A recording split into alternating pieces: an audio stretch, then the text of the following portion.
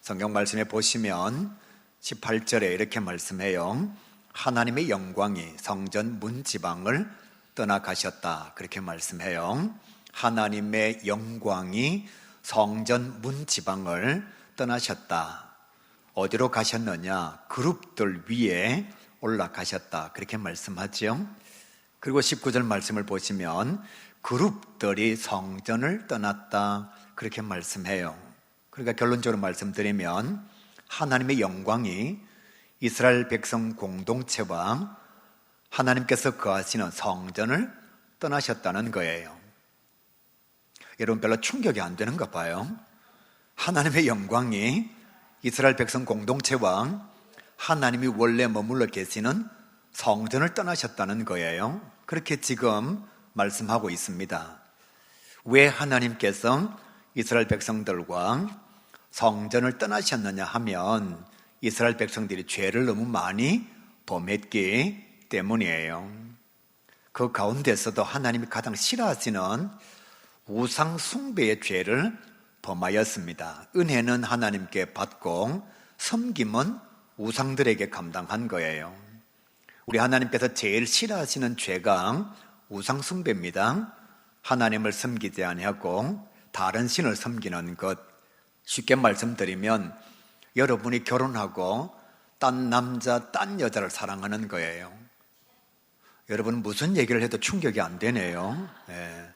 결혼은 이 여자, 이 남자 했는데 사랑은 딴 남자, 딴 여자를 하는 거예요.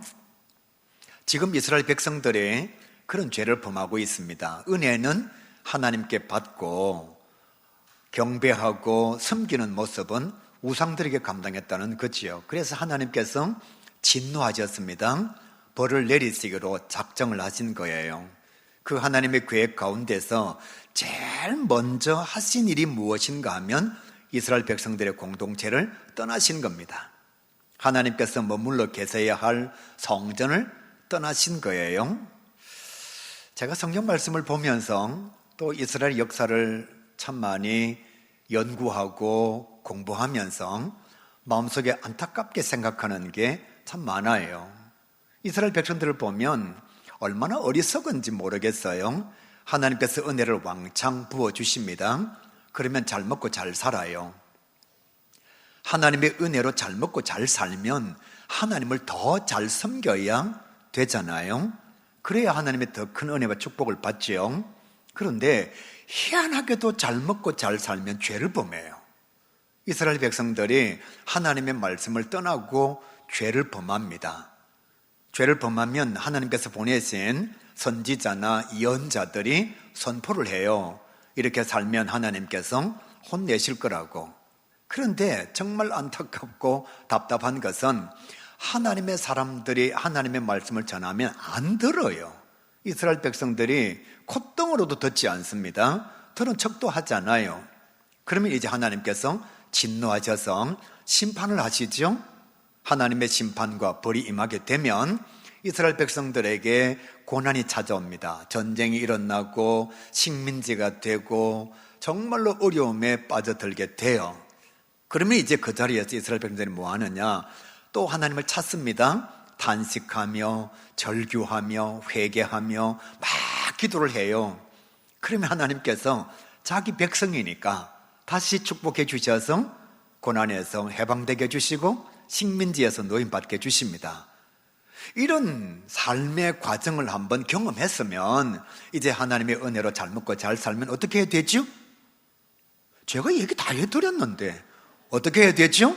하나님을 더 잘 섬겨야죠. 더 큰 축복과 더 큰 은혜를 사모해야 되는데 또 잘 먹고 잘 살면 죄를 범해요. 선지자가 선포합니다. 그렇게 살면 안 된다고. 그러면 콧등으로도 안 들어요. 그러면 하나님께서 심판하십니다. 그러면 식민지가 돼요. 고난을 받아요. 그럼 또 죽고 살지 못한다고 막 울고 불고 야단이에요. 그럼 하나님께서 또 복을 주십니다. 또 해방시켜 주십니다. 그럼 어떻게 해야 돼요? 제대로 신앙생활을 해야 되잖아요. 그죠? 그런데 또 죄를 범해요. 그래서 제가 이스라엘 역사를 보면서 연구를 하면서 정말 이 바보 천치 덩진 축구 병진 쪼다와 같은 사람들, 아니 이런 사람들이 어디에 있느냐고, 왜 이렇게 사느냐고. 그런 하나님의 은혜를 경험했으면 은혜가 주어졌을 때에 하나님의 축복이 머무를 때에 하나님 앞에 영광을 돌려야 되는데 왜 그렇게 하지 않을까? 이런 묵상을 하다가 가만히 생각해 보니까 우리가 이스라엘 백성들하고 똑같은 거예요. 우리라고 얘기하니까 여러분은 속하지 않는 줄로 착각하십니까? 우리가 진짜 이스라엘 백성들하고 너무너무 많이 닮았어요. 은혜가 넘칠 때에 더 큰 은혜를 사모하고 축복이 주어졌을 때에 더 하나님께서 원하시는 믿음의 삶을 살아야 되는데 우리도 그렇게 하지 않을 때가 많다는 거예요. 잘 먹고 잘 살면 주일날 캠핑 가요, 놀러 가요, 세계 여행 가요, 귀찮다고 힘들다고 어렵다고 사명 감당 안 해요. 하나님께서 먹고 살게 해주셨는데, 잘 먹고 잘 살 수 있도록 은혜를 베풀어 주셨는데 더 하나님을 섬기고 더 온전한 믿음의 경주를 감당해야 되는데 우리도 이스라엘 백성들처럼 그렇게 하지 않는다는 거죠. 그러니까 오죽하면 가수 오성근 씨가 이런 노래를 불렀을까요? 있을 때 잘해 후회하지 말고, 있을 때 잘해 가까이 있을 때 잘해 이번이 마지막 기회야. 또 모른 척하고 있는데 노래 다 알죠? 있을 때 잘해, 있을 때 잘하라고. 왜 있을 때 못하느냐고. 가사가 너무너무 좋아요. 있을 때 잘해, 떠나가고 난 뒤에 후회하지 말고, 있을 때 잘해, 가까이 있을 때 잘해, 있을 때 잘해, 한 번 더 기회 주는 거야. 이번이 마지막 기회야. 사랑하는 사람이 떠나고 난 뒤에 후회하지 말고 있을 때 사랑하라는 거예요. 사랑하는 가요계 성도 여러분, 정말 저와 여러분의 신앙생활 여정 가운데 하나님의 은혜가 넘칠 때에 바른 믿음의 길을 걸어가는 주의 자녀가 될 수 있기를 간절히 바랍니다. 아멘 하고 난 뒤에도 그렇게 안 산단 말이에요. 제가 성도와 저의 삶의 모습을 보면서 참 안타까울 때가 많습니다. 예를 들어서 제가 적용을 한번 해볼게요. 한때는 교회 일을 혼자 다 할 것처럼 진짜 열심히 했어요. 여기 가도 그 사람 보이고 저기 가도 그 사람 보이고 안 보이는 데가 없어요. 그런데 정말 아무것도 아닌 일로 마음의 상처를 받아서 사명의 자리를 떠나는 경우를 허다하게 봅니다. 한때는 정말 믿음이 좋았어요. 산을 옮길 만한 믿음을 가지고 있었습니다. 목사님 뭐라고 얘기하면 아멘 아멘 그러고요. 또 힘내십시오 그러면 그럼요, 하나님 살아계시는데요 우리가 왜 절망합니까? 그럼 집사님 봉사하셔야죠. 그럼요, 제가 봉사 안 하고 누가 봉사합니까? 이랬다가 가정에 찾아오는 아주 작은 고난, 정말 아무것도 아닌 고난 앞에서 실족하여 믿음을 포기하는 그런 사람들의 모습도 목회 여정 가운데서 보는 거예요. 봉사할 때에, 헌신할 때에, 신앙이 좋을 때에 자기 자신의 믿음을 온전하게 지키지 않았기 때문에 아무것도 아닌 것 앞에서 사명을 포기하고 믿음이 무너지는 거예요. 쉽게 말씀드릴게요. 내게 믿음이 머물러 있을 때에 그것을 잘 지키지 못한 겁니다. 세상에 참 서럽고 불쌍한 것이 무엇인가 하면 부모님의 은혜를 깨달으면 부모님이 계시지 않아요. 아직도 부모님의 은혜를 제대로 깨닫지 못하는 사람은 시근이 안 든 거예요. 철이 안 든 거예요. 철 들고 시근이 찾아오면요, 부모님의 은혜가 그립습니다. 그리고 부모님이 보고 싶어요. 그런데 정말 가슴이 아픈 것은 부모님이 그립고 부모님의 은혜가 생각이 나면 부모님은 내 곁에 계시지를 않아요. 그래서 주자가 말했잖아요. 부모님 살아생전에 잘하여라. 돌아가시고 난 뒤에 이를 후회하노라. 부모님 계시지 않을 때 해줄 수 있는 게 아무것도 없어요. 사랑하는 성도 여러분, 어르신들이 늘 얘기합니다. 살아생전에 잘해드리라고. 근데 젊을 때는 몰라요. 저도 마찬가지였고요. 어머님이 계시지 않으니까, 아버님은 제가 너무 어렸을 적 돌아가셔서 잘 기억 못합니다만은 어머님이 살아생전에는 소중한 줄 몰랐어요. 있을 때에는 내게 머물러 계실 때에는 그 사랑을 몰랐다가 떠나고 나니까 그 사랑이 그리워지는 거예요. 사랑하는 성도 여러분, 자식이 늘 내 곁에 머물러 있지 않습니다. 그래서 어르신들이 말하잖아요. 품 안에 있을 때 자식이라고.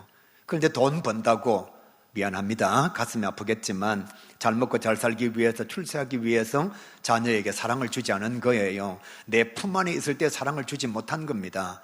내게 머물러 있을 때에는 내가 온전한 정을 나누어주질 못했어요. 내 품에서 젖도 제대로 먹이질 못했습니다. 기저귀도 제대로 갈아주질 못했어요. 학교 갔다 올 때 내가 그의 곁에 없었습니다. 그런데 이제 내 품을 벗어나면 잘해주고 싶은 거예요. 그리고 어떻게 하느냐? 이미 남의 여자의 남편이 되었고 이미 남의 남자의 아내가 되었는데 그때 잘해주려고 하니까 문제가 발생하는 거예요. 내 품 안에 있을 때는 돈 번다고 못 해줬어요. 내 품 안에 있을 때는 출세와 성공을 위해서 못 해줬어요. 그랬다가 남의 품에 갔어요. 며느리 품에 갔고요, 사위 품에 갔어요. 그때 이제 잘해주려고 하니까 문제가 발생하는 거죠. 자녀는 품 안에 있을 때 자녀입니다. 내 곁에 머물러 있을 때에 내가 잘해주어야 사랑도 남고 정도 남는 거예요. 자녀들이 철들고 나면 내 곁을 떠날 수밖에 없잖아요. 어느 정도 나이가 차면 내 곁에 머물러 있지 않습니다. 해줄 수 있을 때에 잘해주어야 합니다. 성도들의 모습을 봐요. 돈이 있을 때 좀 흥청망청합니다. 좀 있다고. 그리고 돈이 있을 때에는 구두쇠 노릇을 해요. 남한테 밥도 안 사주고 또 다른 사람을 대접도 안 하다가 어느 날 갑자기 사업을 잘못해서 돈이 다 사라집니다. 쫄딱 망해요. 그러면 제가 찾아가면 이렇게 말합니다. 목사님 있을 때 좀 대접할걸요. 목사님 하나님께서 주셨을 때 헌금이라도 좀 제대로 할걸요. 맨날 껄껄해요. 껄껄껄껄 그래요. 이렇게 할걸 저렇게 할걸. 지금 하시라니까요. 누구한테요? 저한테요. 지금 대접하시라니까. 또 망하고 난 뒤에 그때 목사님한테 밥이라도 한 걸 사줄걸. 저도 마찬가지. 여러분이 제 곁에 있을 때에 대접하는 자가 되어야 돼요. 돈이 있을 때는 구두쇠 노릇해요. 어느 정도 자산을 가지고 있을 때에는 자기 자신만을 위해서 이기적 삶을 살다가 망해가지고 돈이 다 사라지면 이렇게 고백합니다. 목사님 그때 좀 하나님 앞에 헌신할 걸. 지금 하라니까요. 지금요. 지금은 또 말 안 들어요. 이스라엘 백성들이 선지자의 말을 듣지 않는 것처럼 그 돈이 영원히 내 것일 것처럼 착각하며 살아가는 거지요. 너무 열심히 일하는 성도들을 봅니다. 신방 가서 이렇게 말해요. 집사님, 건강할 때 건강을 지키십시오. 돈보다 더 중요한 게 있어요. 좀 덜 벌더라도 건강을 지키셔야죠. 식당에 가면 이런 글 있잖아요. 돈을 잃으면 조금 잃는 것이요, 명예를 잃으면 많이 잃는 것이요, 건강을 잃으면 전부를 잃어버리는 것입니다. 왜 식당에 가서 밥 먹을 때마다 그 글귀를 보면서 깨닫지 못하느냐고. 돈 때문에 몸살이 찾아와요. 몸살이 뭔지 아시잖아요? 몸이 살려고 발악하는 게 몸살이거든요. 그런데 몸살이 찾아왔는데도 또 돈 벌러 가요. 그러니까 몸이 죽어요. 암이 찾아와요. 원치 않는 질병이 찾아와요. 병원에 누워 있어서 신방 가면 이렇게 말합니다. 목사님 조심하라 할 때 좀 조심할걸요. 이제 내가 만약에 건강하면 진짜 하나님의 영광을 위해서 헌신해. 지금 해라니까요. 지금 하라니까요. 또 병원에 누워가지고 목사님 건강 회복하면 제가 주님을 위해서 살게요. 교사로 헌신하고 봉사하고 후역장으로 살게요. 이래 하지 말고 지금 하라니까요. 언제예요? 병원 가기 전에요. 내게 머물러 있을 때는 몰라요. 꼭 내게서 떠나고 나면 후회하는 거예요. 그때 그렇게 할걸. 사랑하는 성도 여러분, 교회도 마찬가지입니다. 교회가 부흥하고 평안하고 은혜가 넘치고 하나님의 역사가 풍성할 때에는 당연히 그런 줄 알아요. 우리 교회가 늘 그런 줄 압니다. 목회자가 이렇게 말합니다. 여러분 기도하십시오. 우리 함께 말을 조심합시다. 시험 들지 않도록 깨어 경성합시다. 전혀 새겨 듣지를 않습니다. 그리고 말을 함부로 해요. 기도도 제대로 하잖아요. 그러다가 원치 않게 교회에 문제가 찾아와서 분열이 발생하고 부흥이 멈추면 그제서야 후회합니다. 성도 한 사람 한 사람을 소중히 여길걸. 우리 구역 식구 한 사람 한 사람을 정말 내가 아껴서 사랑해 줄걸. 교회가 부흥할 때에, 교회의 은혜가 넘칠 때에 그 생각을 가져야 합니다. 저는 촌에서 자랐거든요. 그래서 아주 고상한 용어로 촌에서 자란 사람들을 촌놈이라고 얘기합니다. 저는 촌놈이에요. 촌에서 이렇게 리어커를 끌 때가 많잖아요. 요즘은 뭐 차가 있습니다만 예전에는 다 리어커를 가지고 짐을 운반했단 말이에요. 이 리어커를 끌고 가다가 보면 평지도 있고 내리막도 있고 오르막도 있어요. 평지를 갈 때에는 그냥 보통의 힘을 사용하면 됩니다. 그런데 내리막을 내려갈 때에는 조금 힘을 더 내어서 빨리 내려가야 됩니다. 왜? 내리막을 내려가면 반드시 오르막이 있거든요. 그럴 때 내리막 내려갈 때 힘을 확 받아가지고 쫙 끌고 가면 그 반동으로 오르막을 싹 넘어갈 수 있습니다. 그런데 만약에 내리막 내려갈 때에 힘을 잘 사용하지를 못해서 올라가다가 절반쯤 올라가는데 힘이 빠지면요, 이거 낭패를 만납니다. 어떻게 되죠? 뒤로 밀려요. 뒤로 밀리는 순간에 앞으로 올라가려면 원래의 힘보다 2배, 3배를 더 내야만 위로 올라갈 수가 있습니다. 여러분, 건강할 때 건강을 지키지 않고 병원에 입원했을 때 건강을 지키려고 하면 건강할 때 사용하던 힘의 3배, 4배를 내어야만 다시 건강을 회복할 수가 있는 거예요. 교회도 마찬가지예요. 열심히 부흥할 때에 탄력을 받아서 부흥의 역사를 위해서 달려가고 기도하고 말을 조심하고 성도들을 사랑하면 아주 작은 힘을 가지고서도 고비를 넘길 수가 있고요, 부흥의 역사를 감당할 수가 있습니다. 그런데 올라가다가 원치 않게 문제를 만나서 내 자신의 말 실수 때문에 중간에 스탑을 하면 2배의 힘을 내어야만 그 고비를 넘길 수가 있는 거예요. 만약에 뒤로 밀리기 시작하면 3배, 4배의 은혜를 받아야 그 고비를 넘길 수가 있는 것입니다. 한국 교회가 지금 많이 어렵습니다. 우리가 정말 부흥할 때에 하나님의 영광을 위해서 다름질하지 않다가 보니까 그냥 여기가 좋사오니 만족하다가 보니까 지금 현재 한국교회 가나안 성도가 150만 명이에요. 예수는 믿는데 교회를 다니지 않는 사람이 150만 명이라는 겁니다. 20년 전부터 교회학교가 위기라고 다 말했습니다.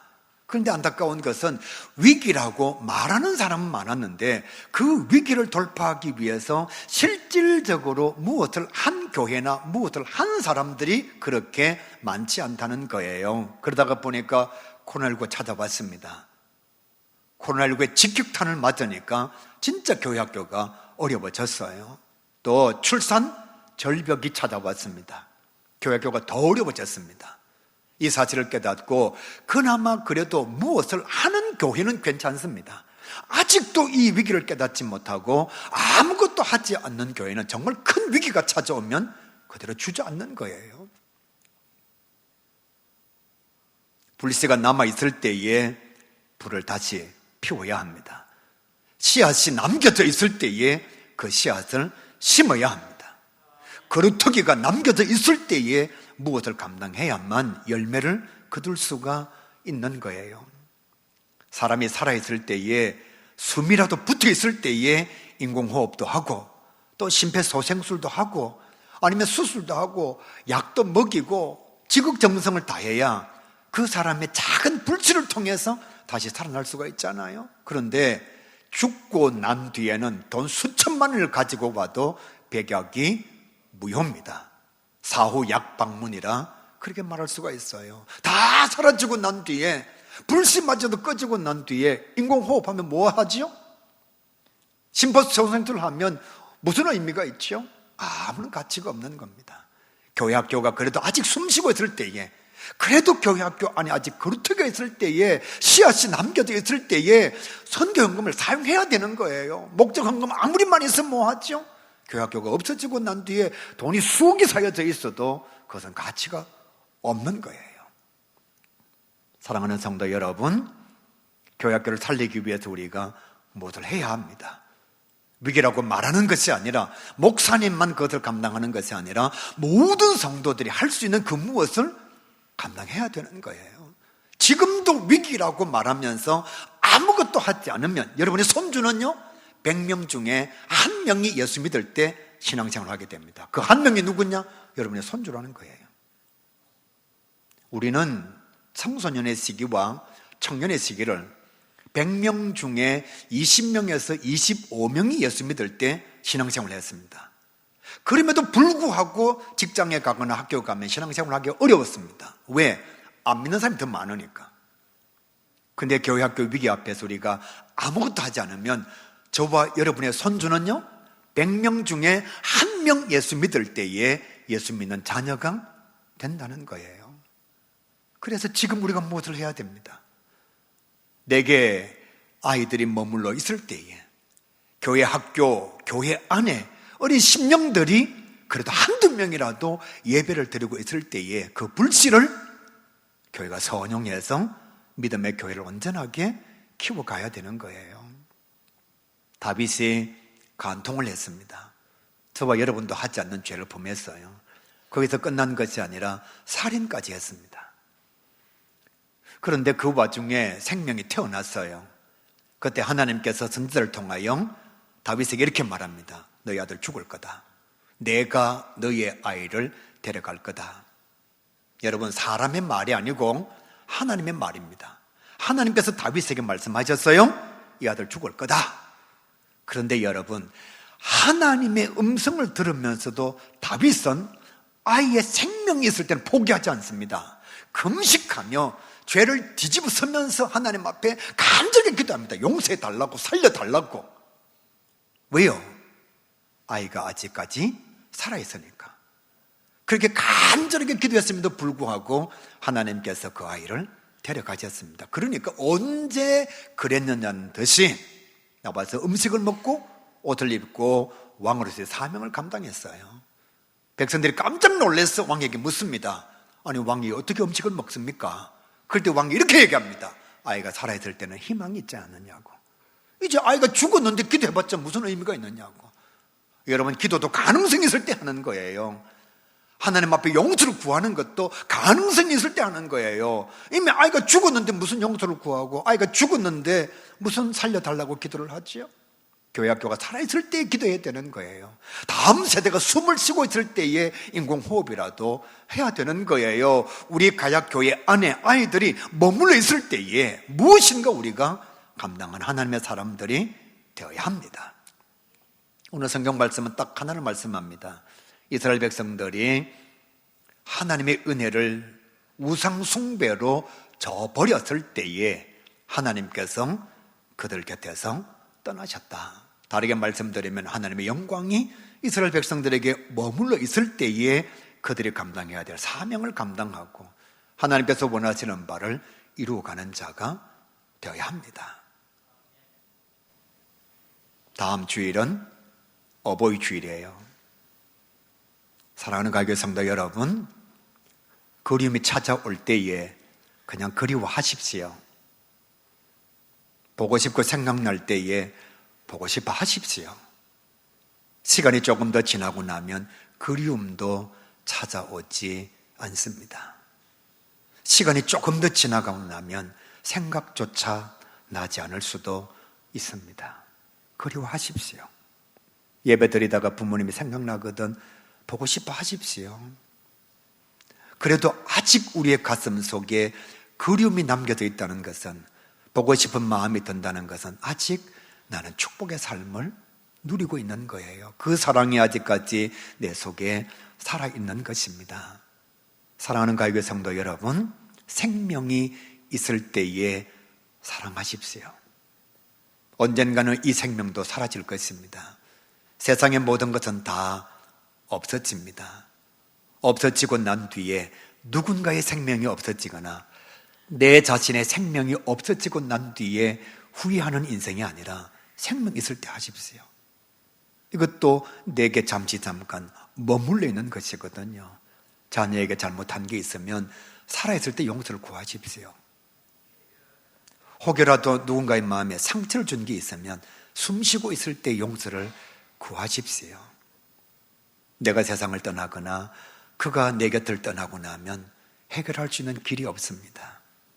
가장 중요한 것, 살아있을 때에 내일을 준비하십시오. 생명이 내게 머물러 있을 때에 사후세계를 준비해서 내 생명이 마감되어졌을 때에 돌아갈 집이 있는 하나님의 사람 꼭 될 수 있기를 간절히 바랍니다. 장례식 갈 때마다 이 얘기합니다. 사후세계는 둘 중에 하나다. 있든지 없든지. 50%의 확률이다. 있든지 없든지. 그런데 이것도 죽고 난 뒤에는 내가 선택할 수가 없다. 살아있을 때에 내게 생명이 머물러 있을 때에 선택해야 하는 것이라고. 혹여라도 지금 남편이 마음에 안 드시는 분 계십니까? 의사가 오늘 병원에 갔는데 남편 내일 세상 떠났습니다. 여러분은 땅을 칠 것입니다. 혹시 여러분 곁에 정말 마음에 들지 않는 부모님 계십니까?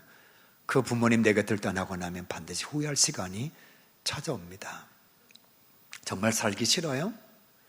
정말 인생이 너무 어려워서 삶을 포기하고 싶습니까? 근데 의사가 이렇게 말합니다. 한 달 남았습니다. 그럼 여러분 살고 싶을 거예요.